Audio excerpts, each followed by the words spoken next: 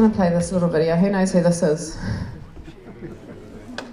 Minister of Education, Erica Stanford. So just listen to what she says on a recent Q&A with Jack Tame. Your commitment to a knowledge-based curriculum, should transgender issues be taught in our schools? Look, what we've committed to under our agreement with the New Zealand First Party is to replace and remove, or remove and replace the RSE guidelines. And the reason that we're doing that is because we've had huge feedback, not only from parents, but a lot of principals who've actually sidled up to me and said, Erica, you need to get rid of it, it's problematic.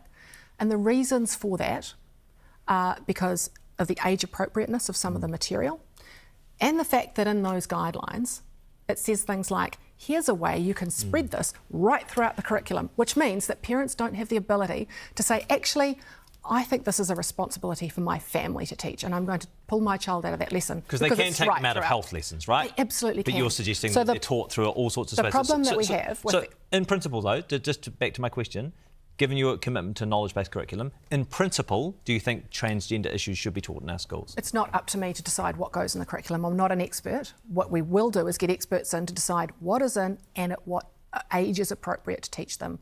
Because that's been the problem. It's the age appropriateness of when we introduce these topics. You're mandating plenty of other things. Well, the health curriculum is mandated, right? So the health and PE curriculum is mandated. The problem, which I didn't get to before, is that this RSE guideline, and many people out there won't understand, it's not a curriculum, it's a guideline for boards. It's a guideline and it's optional. For schools, it's for schools through their boards and optional for parents to pull their kids out. It's been very confusing. And so there are teachers out there and schools who are implementing it like a curriculum, hence why we have these problems. So the answer is to say, look, get rid of it. Take a look at the health and PE curriculum, which, by the way, is compulsory and I expect to be taught. And health and relationship and sexuality are so important to be in that curriculum. We have to get it right. We're not a set and forget government. We're listening to parents, and we'll take another look. And I think that's perfectly reasonable. Who's filled with confidence from Erica Stanford from that little interview? No? So a couple of things there. She talks about the issue being that it's age inappropriate. Well, most parents out there are actually not concerned about that so much as the fact that it's not based in science and fact. So she talks about a knowledge-based curriculum, and we talked about this with the New Zealand First people today.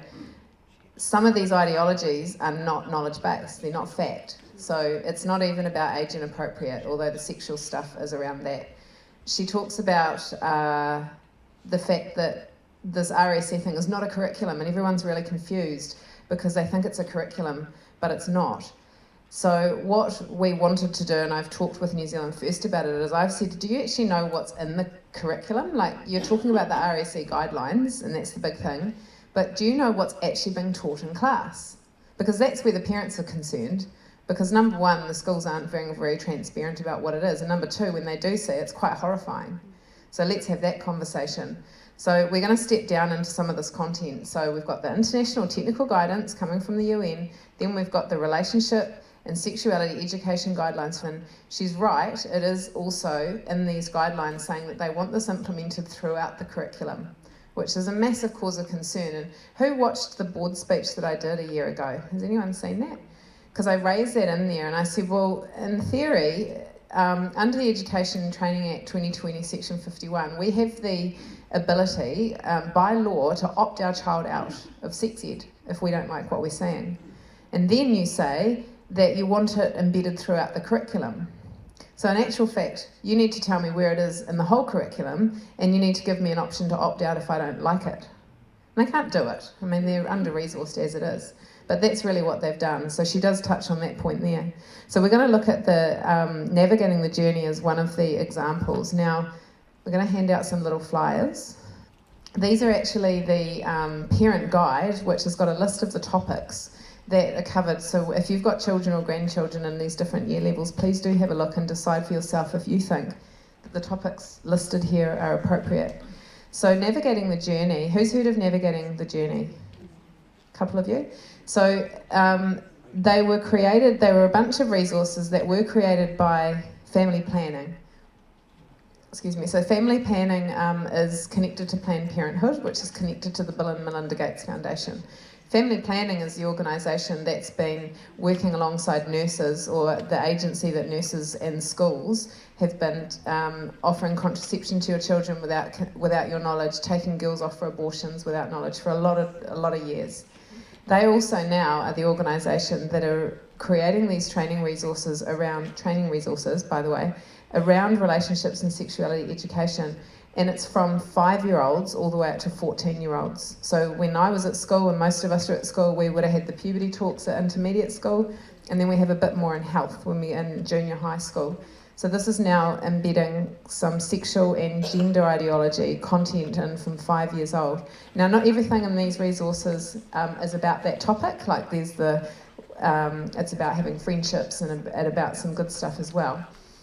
Earlier this year, Family Planning was renamed Sexual Wellbeing Aotearoa, and they have these resources.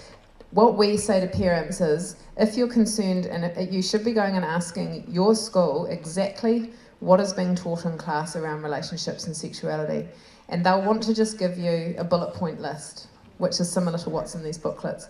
I would recommend that you say, I need to see the lesson plans, I need to see the content, I need to see any videos, I need to see any activities, because these resources are only one of, there's other resources out there. This is the one that's recommended by the Ministry of Education, and it's like a pick and mix book. So there's a bunch of resources in there, there's activities you can print out, there's lots of YouTube clips and questions and things like that. So each teacher could choose slightly different stuff. They could be choosing stuff from a really conservative end of the spectrum, or they could be going the whole hog. So you really need to go and ask, and we can't make a blanket statement of what's being taught in your school. That's why you need to go and ask. But what Erica Stanford is saying is that it's not compulsory, but they've been told, the principals have been told over the last few years that RSE is compulsory. And you can see here, this is on the Navigating the Journey website, that they're saying that their resources are now being used in almost 50% of schools. So the stuff is in schools. So I'm going to just show you a few parts of it. So this is an example for the book for 7 and 8-year-olds. Just one example, and it's an activity that may or may not be picked by the teacher, and it's an activity where they have to attach the word to the body type. And I would ask the question, why do they have to be naked? And if you're a 7-year-old boy or girl, why do you have to see what mum and grandma look like naked? Are you ready for that? And some parents might think that that's totally fine, but some parents are finding that that's inappropriate. And so this is the conversation about what is actually in there and why are schools not really upfront. If they were really happy with what they were teaching, surely they'd be fully okay about parents knowing what's going on. And I'm concerned about this activity because potentially what we know is happening is some young girls are afraid to go through puberty now because of the incessant messaging out there about the horrors of their periods and puberty. Well, it's a natural part of life, and yes, it's a bit awkward, but when they are putting information to young girls when they're not ready to see it, like no 7-year-olds are really wanting to think about having hair and boobs and looking like what mum looks like. So potentially they could be looking at stuff when they're not ready and then going, well, I don't want to go through puberty, and then they get put, great, we'll put you on puberty blockers and you can stop and think about whether you want to go through puberty or not, right? So we've got to look at this stuff. This is the Gender Unicorn, and you can find this as a link in the Navigating the Journey resources for 13 and 14-year-olds. And this is an American resource that's seen a lot, and you would have seen it on Elizabeth's really clever timeline before.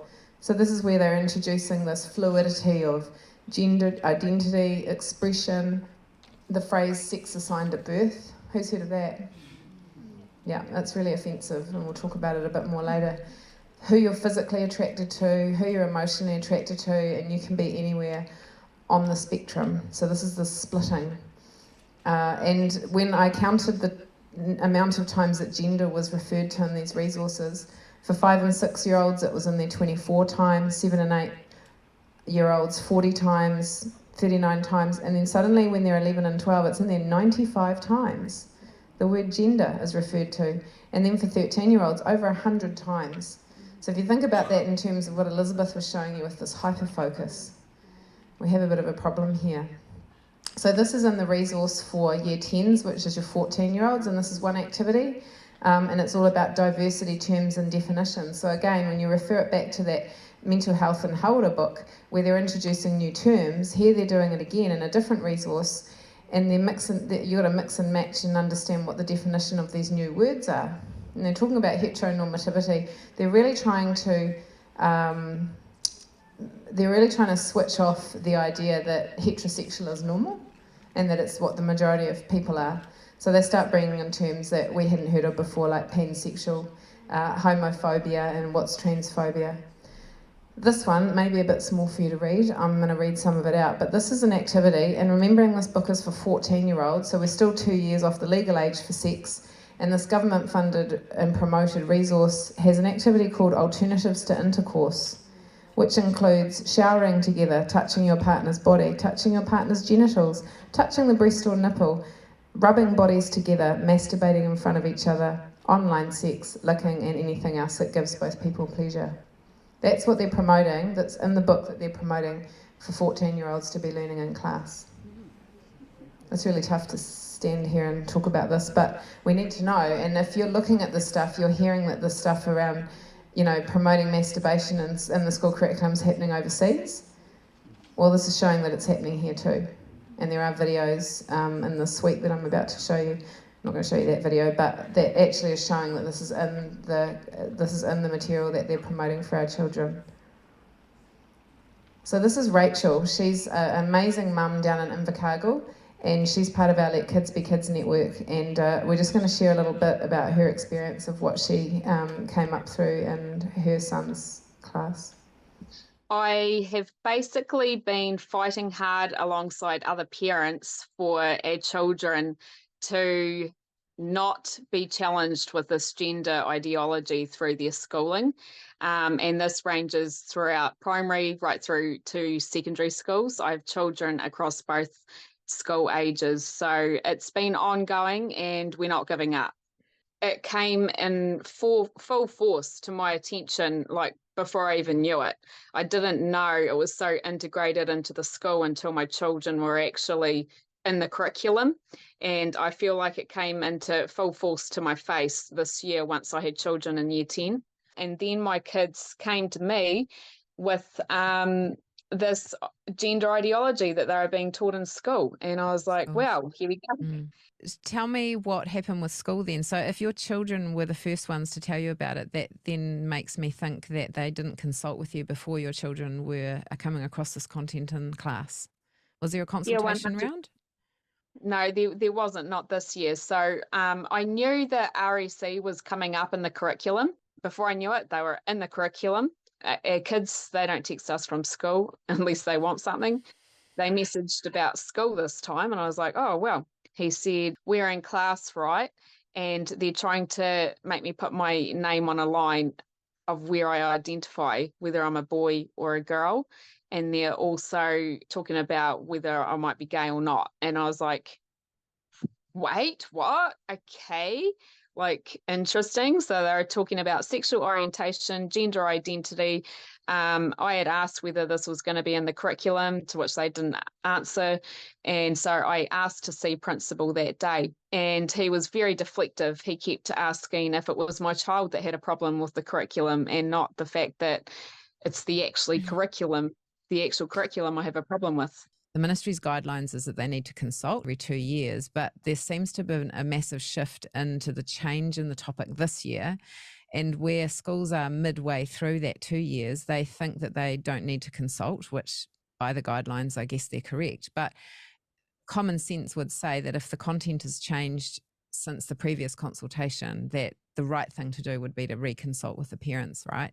Because there were new resources, like Navigating the Journey, the schools that are using that, those resources were being advertised in the Education Gazette in July last year.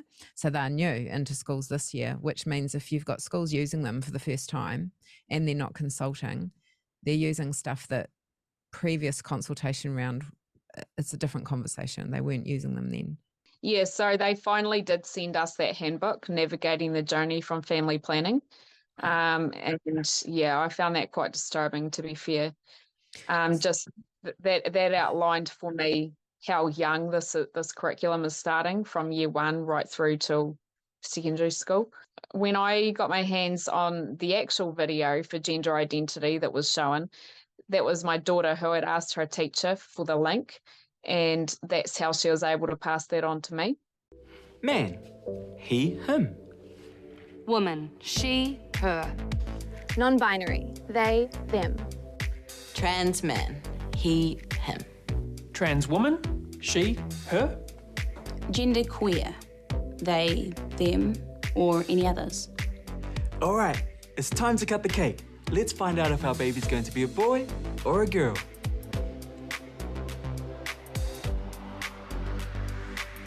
I don't know what this color means.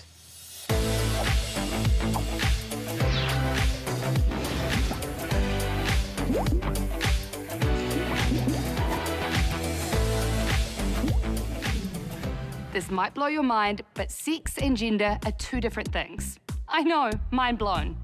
Your sex is what your doctor assigned you at birth, so male, female, or intersex. Your gender is how you identify, so man, woman, or another term like genderqueer or non-binary. A good way to remember it is that sex is what's between your legs and gender is what's in your head and your heart. A lot of forms ask you to tick what your gender is. Most of the time, they look like this, but really, they should look like this. Before a baby is born, half of what anyone talks about is whether it's going to be a boy or a girl. But just like sexual orientation, gender is a spectrum. It's not as simple as pink or blue. A spectrum is like a line, so woman, non-binary, man. And they're all somewhere along the same line. You might be born with a sex that doesn't match your gender, or you could be born intersex. Our ideas about gender are set at such a young age that it can feel pretty overwhelming.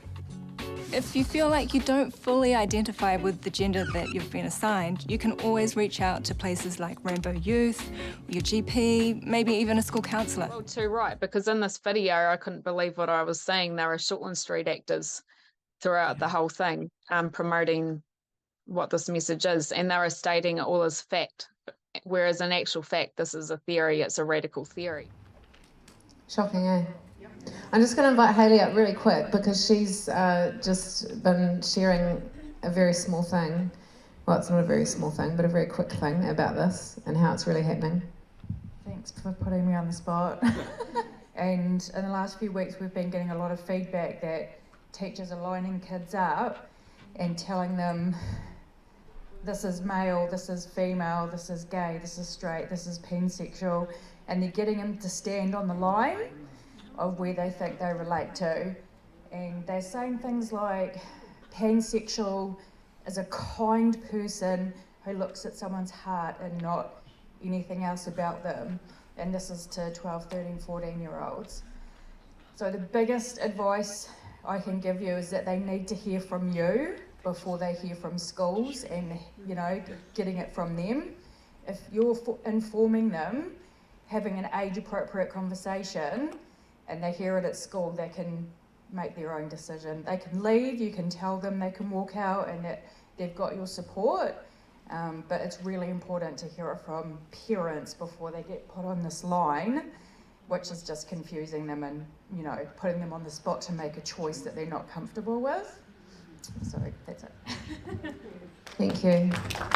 We're getting more and more parents involved who have younger children at primary school, which is great because you're actually hearing how much this stuff has come through.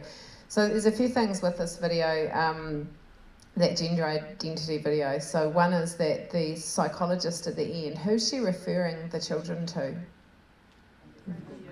Counsellor, Rainbow Youth, parents? Not the parents, yeah. So again, just total disconnection from the parents.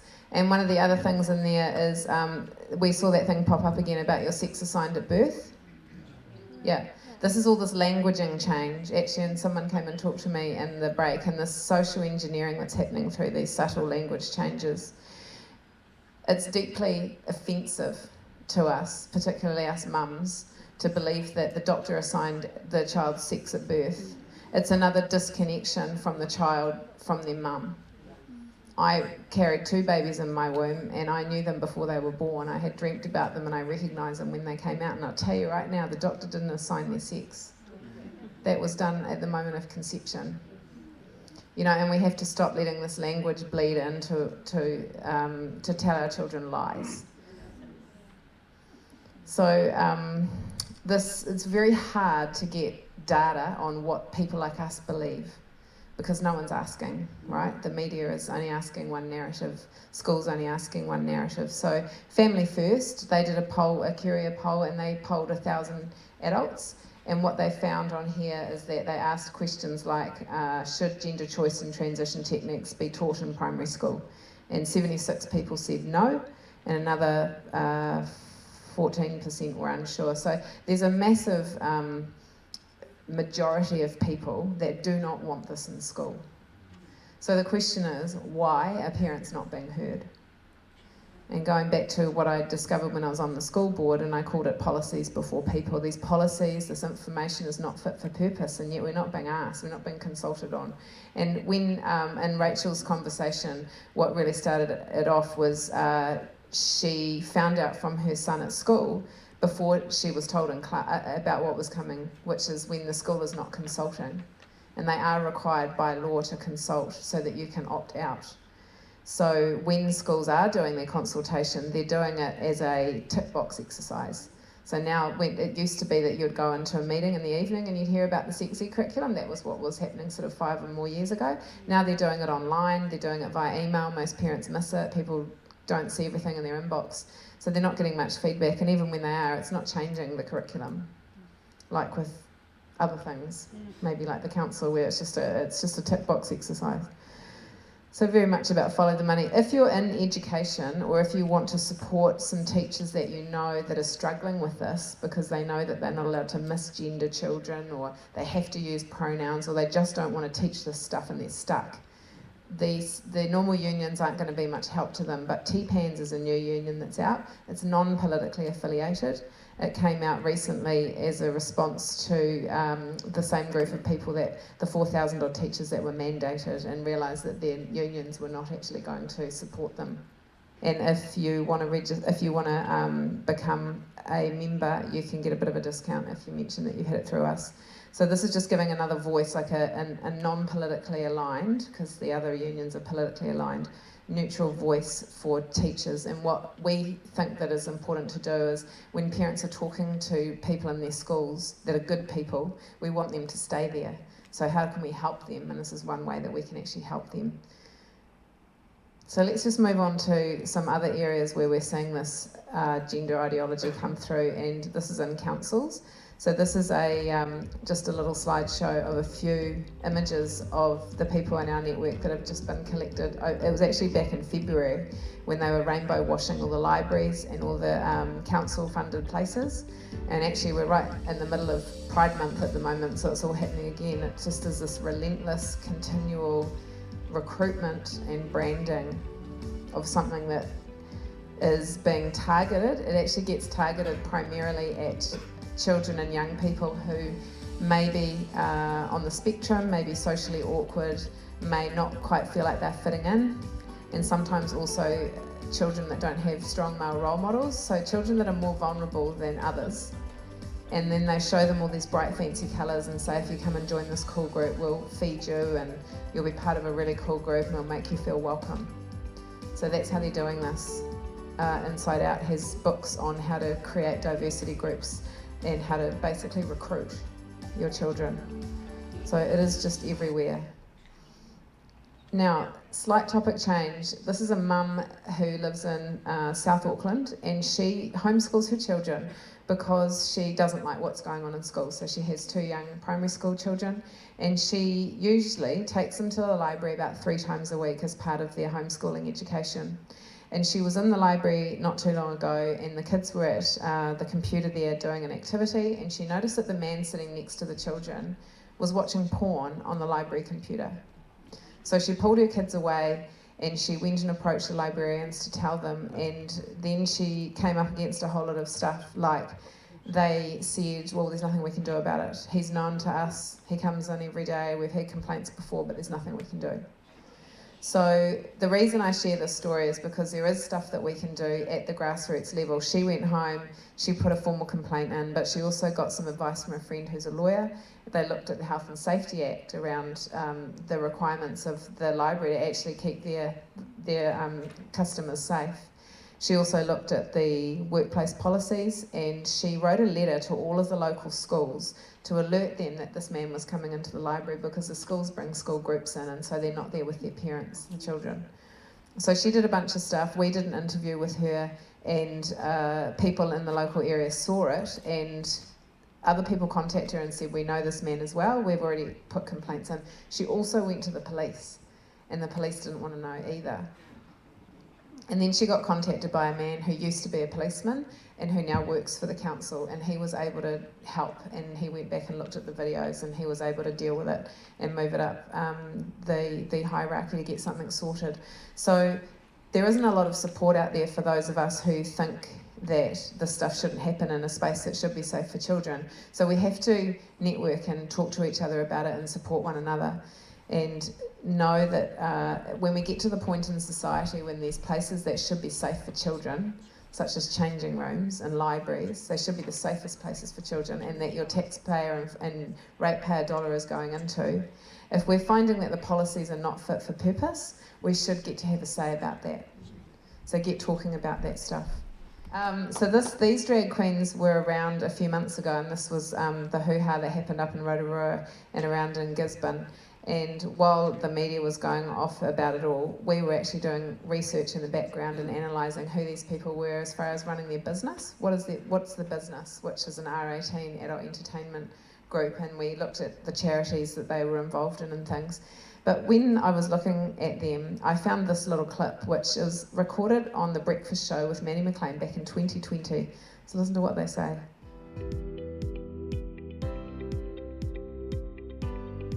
And it has real flow-on effect, right? Because talk us through what it is that you're doing later on this afternoon for a student in the local area. Yeah, so this afternoon we're heading out to the Green School, which is a new school, and it's very diverse and inclusive. It's absolutely amazing. And we're actually going there to support a student who is wanting to come out to the school as being transgender. So we're absolutely so excited. She's come to all of our Rainbow Story Times. Her parents are big supporters of us, and it's just so... such a blessing to actually be involved with helping her out. And, you know, she's already come out to her class, so now it's going to be the entire school, and we're going to help support her in that. Yeah, Erica, that must feel really special, right, to be a part of that? Yes, so there's a huge thing with the LGBT at the moment, you know, pride marches and all of this, but the T in the LGBT is not so represented as much as it could be. So doing something like that for someone who is transgender and having them ask us is a true honor, really. And just to know that, you know, that kind of thing is helping someone be who they want to be, you know, and making it okay, I think it's fabulous.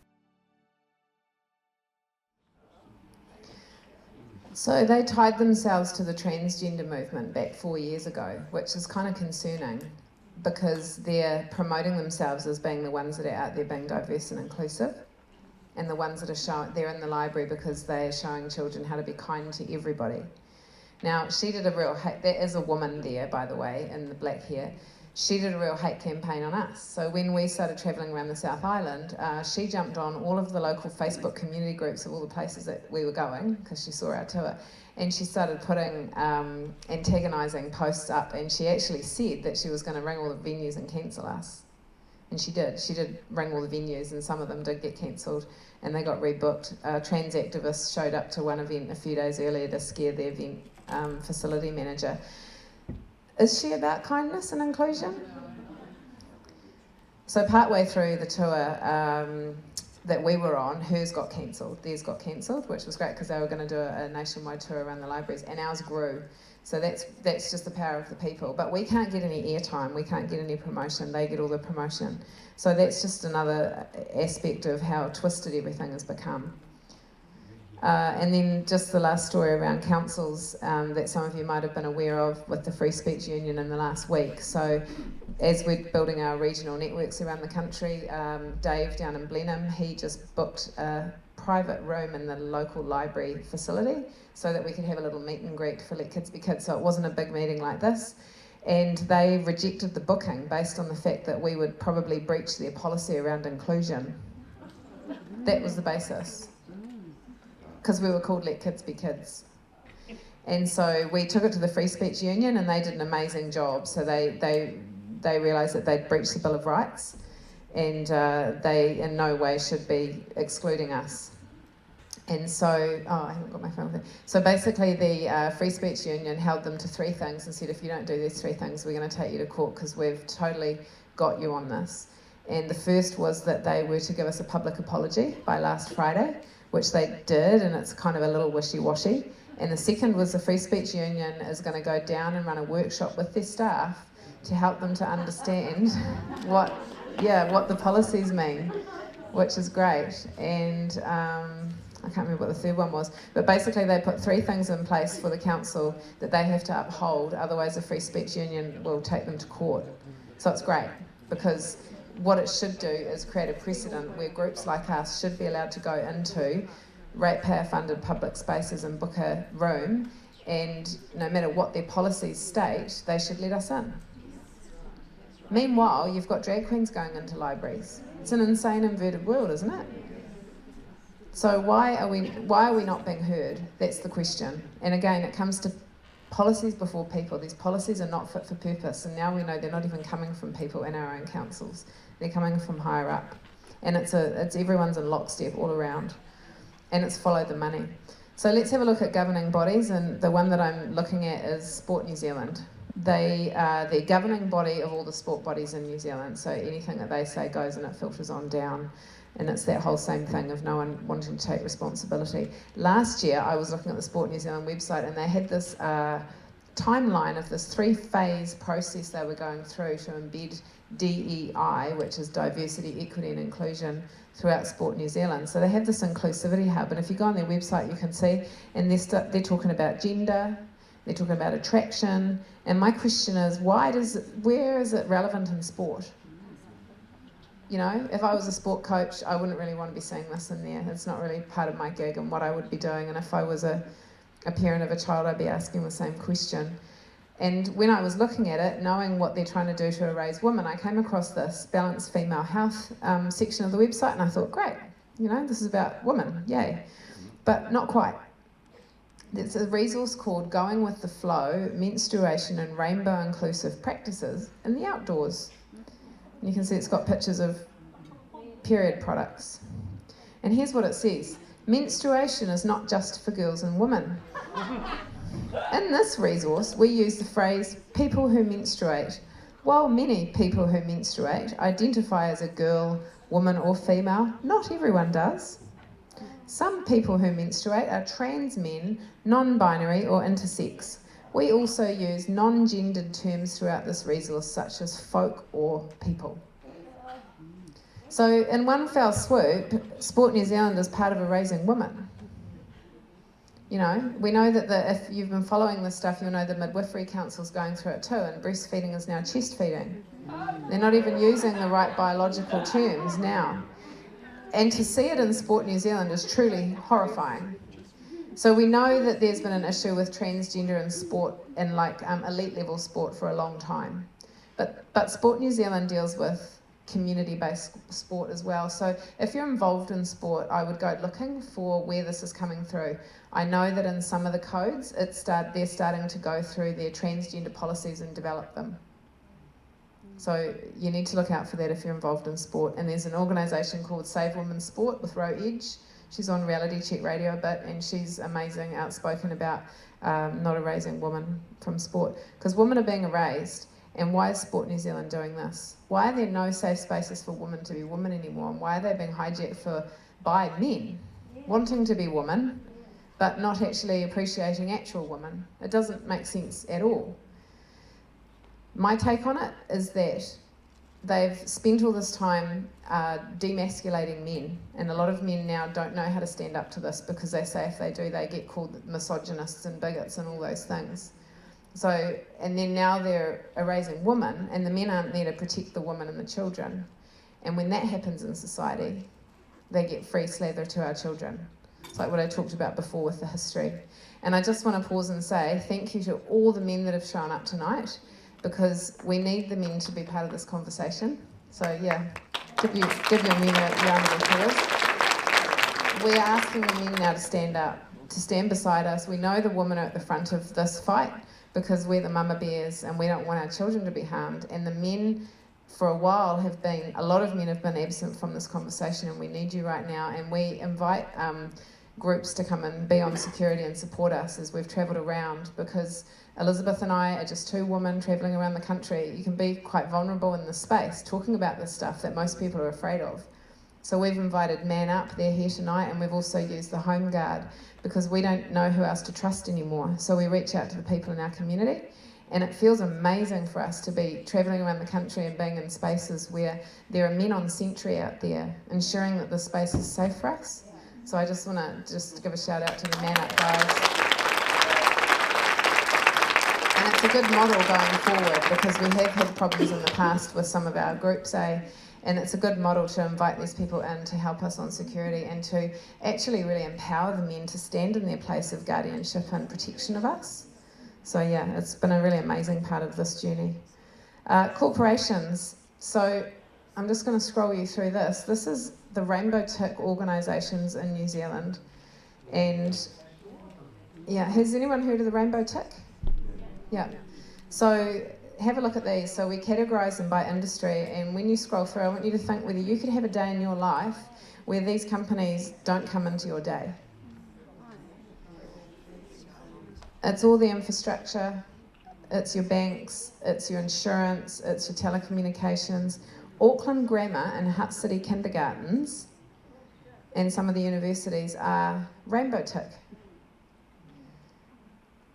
Health, St John Ambulance, Fertility Plus. The law firms here are the big law firms of the big banks. They're not the little guys. Then you've got food and beverage, which includes Countdown, Foodstuffs, Fonterra, Unilever, Coca-Cola, a lot of the brands that you're buying. Rainbow Tick companies.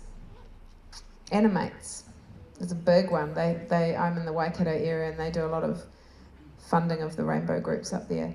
Your engineering, massive companies. So yeah, media, this is a really big one. So MediaWorks and NZME are the two main stables of media in New Zealand, and then there's Stuff. And you'll see here the Education Gazette. All of these are Rainbow Tick, so you can see why we're not getting a fair voice in media, right, about this, and why everything's turned in one direction. The New Zealand Rugby Union's on there as well.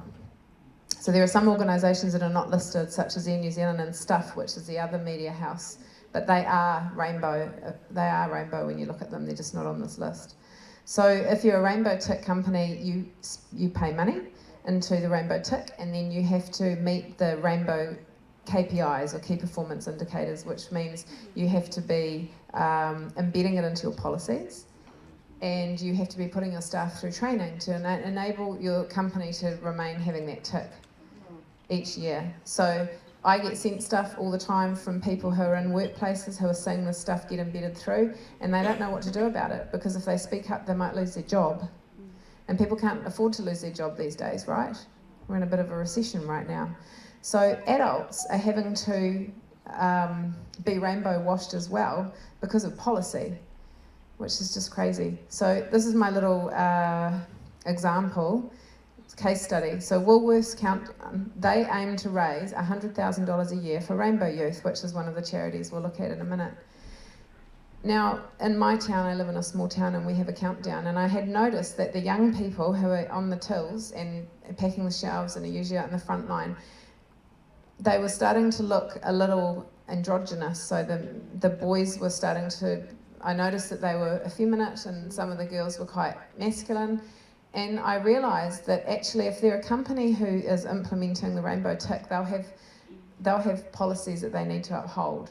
There's a website called Diversity Works, and you can see on there, there's one case study where New Zealand Steel, and there's a lady talking about it and saying, well, our KPI to be diverse is to have a workplace of 40% male, 40% female, and 20% non-binary. So I realised that what's actually happening, what could be happening in companies like Countdown, is that they might have equity matrix, where if you tick the right boxes, you'll get the job.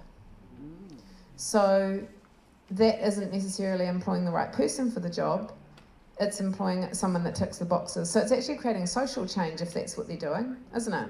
Because suddenly what you're doing is you're passing over what could be the best person for the job in order to put a certain amount of people in there that are on the gender spectrum.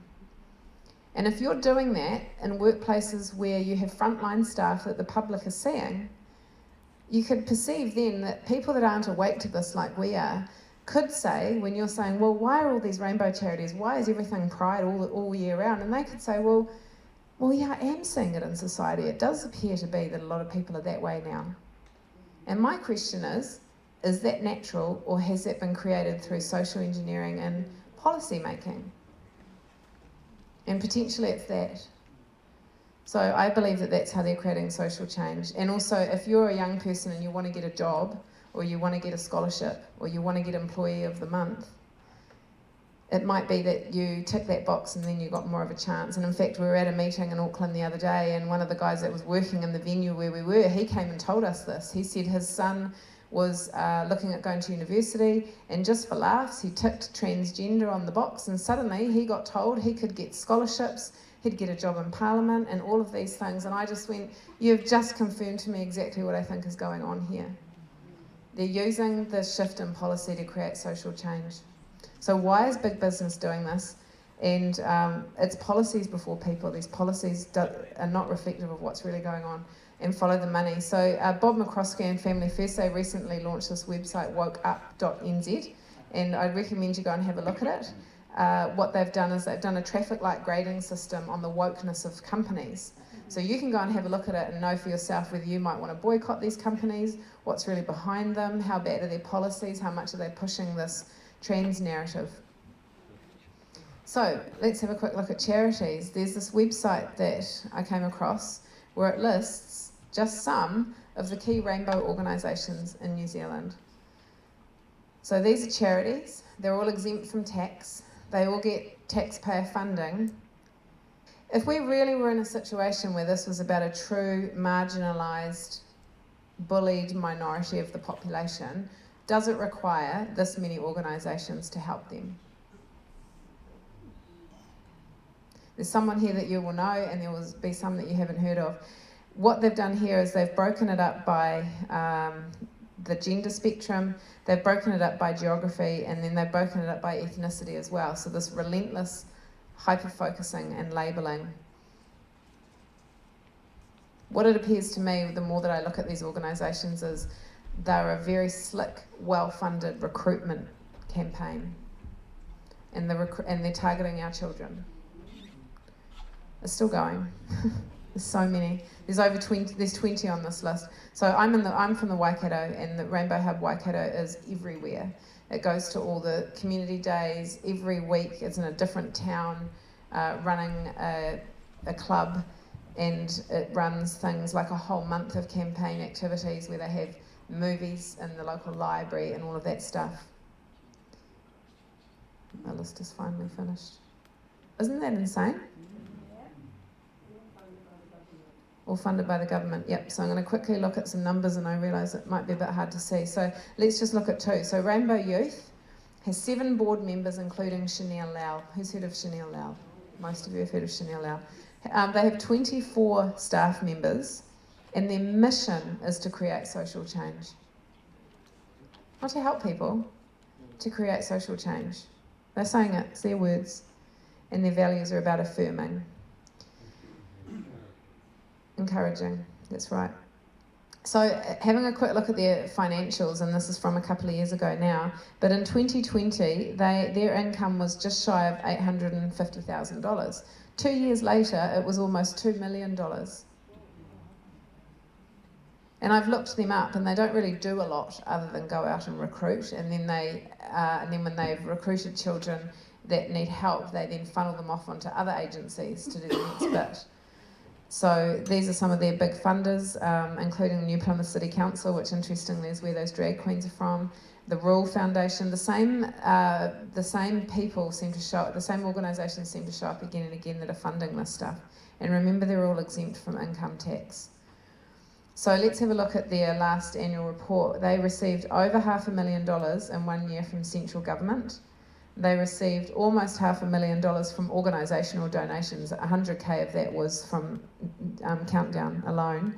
They received almost $500,000 of income from grants. Now my guess is that they're getting grants because they're ticking all the equity boxes. And organisations that don't won't get the money. And they're getting over $200,000 from local government, so that's your rates. They get $100,000 from the district house boards for their trans support service. Inside Out is, I believe, the most insidious organisation in New Zealand. Who's heard of Inside Out? Yep. So Inside Out come into schools and they run programs. So where the Navigating the Journey resources I showed, they're resources for teachers in school to take off the shelf and teach to their own class. Inside Out come in and they run a program. And they're not very transparent with parents. In fact, parents that have asked to see what they're being taught don't get shown the actual content, which is a red flag. Every time the school is secretive about something, that's a big red flag, particularly when it's about sex and gender. So they have 7 board members and 16 people on their national team. Now, I used to work for a national brand, and we had 5 people in our national team. So I'm interested to know what they're doing, 16 people. And they also have 15 school coordinators nationwide. So they're the people that go into schools. They also go into workplaces of some of the rainbow tick companies, and they rainbow wash the staff. These people are not trained teachers. They're not trained psychologists or counsellors. The ones that I have researched appear to be indoctrinated at university, and they become activists at university, and then they come out and they're in here. So it's like they're funding this big army of people who are promoting this stuff. It's quite horrifying how much money goes into it. So Inside Out again, they received over $500,000 in government grants, and another $320,000 in grants, and $160,000 from the education system, which is our money too, because that's government money. They only raised $4,000 using fundraising, and they say in their annual report that they do fundraising. And when you look at the detail of the annual report, it costs them $4,000 to do the fundraising. So they're not very good at fundraising, but they're very good at getting grants, and they're very good at getting government money. So my question is, why are there so many LGBTQIA charities, and why don't any other causes get a slice of the funding pie? You can't really get it unless you're ticking the equity boxes. So Let Kids Be Kids, we didn't even register as a charity because the likes of Family First, they were deregistered. And until I believe that there's a clean-up of this, and we actually get some accountability on where the money's going and why, for this ideology that is not scientifically backed and is causing harm, I'm not playing in that sandpit, which means that we can't be tax deductible. So we're not very attractive, and we obviously don't get government money to do this. Who's heard of WPATH? Yeah, a lot of you have. So WPATH stands for the World Professional Association of Transgender Healthcare. They're a bunch of pseudoscientists who have been exposed as not knowing that children can't give informed consent for gender operation and puberty blockers. Then in New Zealand we have an organisation called PATHA, which is the Professional Association for Transgender Healthcare Aotearoa. And they take their lead from WPATH, which has been debunked globally now. And I believe that it's starting to fall. I believe that this narrative is starting to fall as the harm is being exposed and the detransitioners are speaking out. But here in New Zealand, we have silence on this. The media is silent on it, the Ministry of Health is silent on it. And then we've got Te Whatu Ora, which is our health service in schools. And so I'm just going to play this short video where I talked to Nurse Jennifer. So Jennifer was a registered nurse down in Dunedin, and she's our first whistleblower on this topic. Good today that we get to discuss the WPATH files. That is the World Professional Association for Transgender Healthcare, and they are the ones that push the affirmation model onto children and young adults and transitioning children. So they're using the puberty blockers, the cross-sex hormones, or we also call them wrong sex hormones. And then they're also promoting surgeries for transgender care. Well, they're calling it care, but it's actually just medical malpractice at the end of the day. They label the double mastectomy, the removal of the breast, they label that as top surgery. And then the removal of the penis is called bottom surgery. So they're really normalising, mutilating children's bodies at the end of the day. The way that we know that it's happening is we're having conversations with people. We know that it's happening here in New Zealand now, that children, teenagers are being given hormone blockers, they're being put through this surgery. So the connection that I see is on Te Whatu Ora, which is our New Zealand health. They have a whole page, and I'll put it up, on transitioning children and youth. And they link back to PATHA or WPATH, and they are talking about all the hormone use and all of the genital surgery. So it's these pseudoscientists are the body that are the advisors to our National Health Organisation, which is how this is happening. So anyone who's still in the health system, therefore, is being required by law to do this, right, as a firm being the only model. And then what I have found in the PATHA files, so these are the guidelines for affirming healthcare. On page 12, it talks about, see, it's languaging, right? Positive and health. But anyway, they talk about social transitions. This is bringing it into where it hits a parent, a normal everyday parent. So social transition consists of many steps that a transgender might take. And if anyone is watching this and they recognise this happening in their schools, using a different preferred name, requesting to be referred by a different pronoun. Now, I've had multiple reports that in schools right now, schools are forcing children to use and choose a pronoun. They also are forcing children to choose their pronoun on their school software. Wearing a chest binder to achieve a more masculine appearance, using a packer to simulate the appearance of male genitals. And then it says right here in the bottom, social transition can also start out part-time in non-safe environments such as home or school. So like I said before, what's happening globally is that more of this stuff is being exposed with the WPATH file leaks and the CAS report, but we've got this cone of silence here in New Zealand. So Matt Ducey, who's the Minister of Youth and the Minister of Mental Health, he used to work at the Tavistock Institute, which is what's being shut down now over in England. So we have a problem here in our core leadership where they're refusing to see this. And until they do see this, we have to take steps to protect our own children from this. And it goes back to that amazing timeline that Elizabeth put together, that stepping it through, and then it ends with the mutilation of our children. So my question to you as we close is, will they succeed? No. Okay, I need to hear that really loud. Thank you. So what do we do? So a few things. The first thing is we've got to stay no. You know that saying, the standard we walk past is the standard you accept? And we've been, as a collective, walking past a bunch of stuff for a lot of years, just assuming that those in the powerful positions wouldn't possibly do things to harm us, and definitely not intentionally. And we've been looking the other way while we're busy building our businesses and raising our children and thinking that those guys have it all sorted. And we can't do that any longer, and we've known that over the last 4 years. And this is why we really need to trust community, and we need to build networks, and we need to resolve this at the grassroots. So what can you control? You can control what your children aren't going to be served up in some way, shape or form. So be informed. Ask questions of all the agencies. That's your schools, your medical, your doctors, your councils. Ask questions. That's really empowering, and it puts a burden of proof back on them.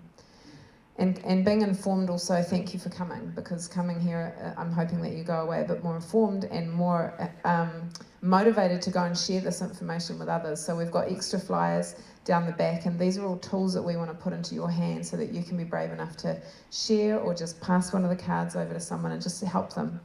Nurture close relationships with your kids and open lines of communication. No one's going to come and save your kids. You're going to save your kids.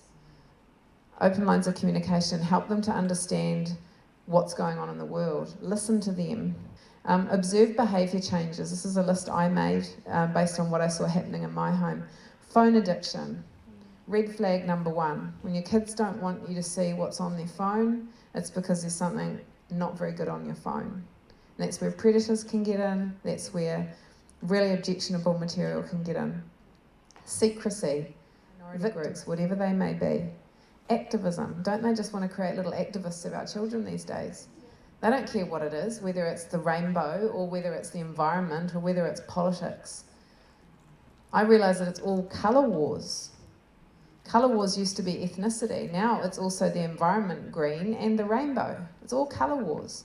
As long as we remain divided, they win because we're weak. So if your kids are going down the activist route, they need help. Withdrawal, self-harm. Those girls that had the double mastectomy, they already had self-harm scars.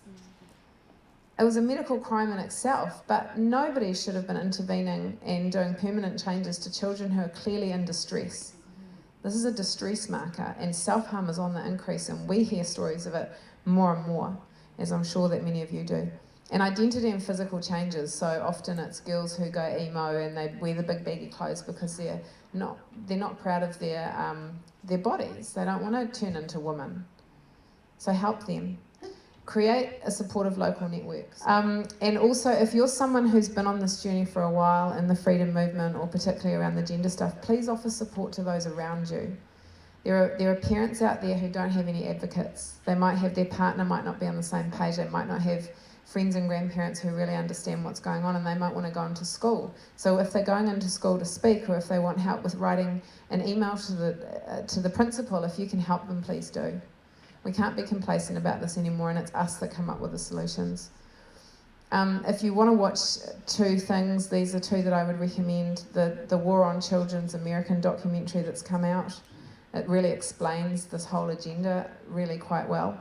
And then the Gender Agenda, this is a documentary done by Channel 7 in Australia about the detransitioners. And I'd recommend that you watch that to understand what's been going on and how these poor young people who are realising that they've been part of what we are calling now the biggest medical fraud in history, because they're permanently mutilating our children and then they're not able to procreate. And I'm just going to finish up by saying none of the world's problems will have a solution until the world's individuals become thoroughly self-educated. So thank you for coming tonight, because you're here self-educating, and we get out of this together when we all put the time and energy into being part of the solution. It doesn't come and find us. So thank you.